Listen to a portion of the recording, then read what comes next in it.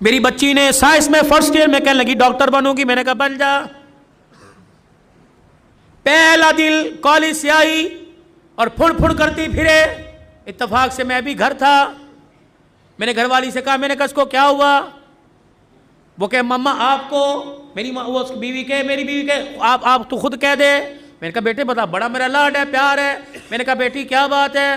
कह लगी बाबा मैंने बुर्का नहीं पहनना। अल्लाह अकबर। यहाँ तीर लगा कि अब्दुल हन्नान सिद्दीकी के घर में बगावत।